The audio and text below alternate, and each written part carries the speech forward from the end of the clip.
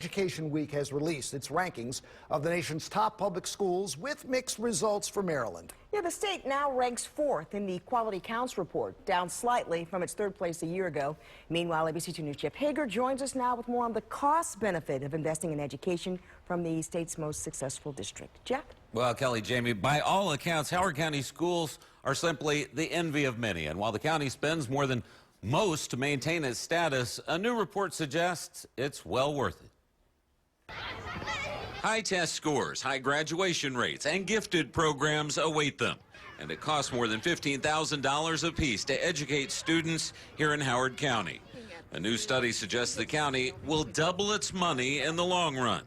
We're talking about the value of education to our communities. We have to start thinking about it in terms of an investment, not an expense.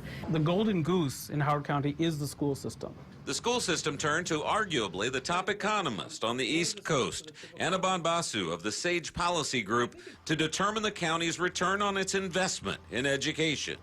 Howard County is not home to BWI Airport, the Ravens, the Orioles, Johns Hopkins Hospital. It's not home to NIH or FDA. In fact, there aren't that many large-scale institutions in Howard County. But people move here for the schools, and the study found the system supports more than $1.8 billion in local business sales, which is more than twice the cost of operating the district. And there's more. Children. What we found is that home values are higher in Howard County because of the excellence of the schools, not just for families with kids, but for all families, for all households. Pricier homes translate into more taxes, more government services, and a high quality of life.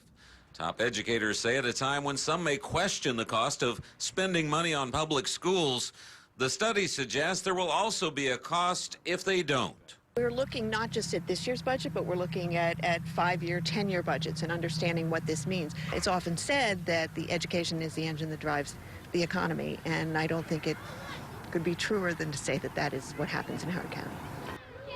Right now, Howard County spends more than 2/3 of its budget on its schools. And this year, the state will shift additional costs associated with teachers' pensions, and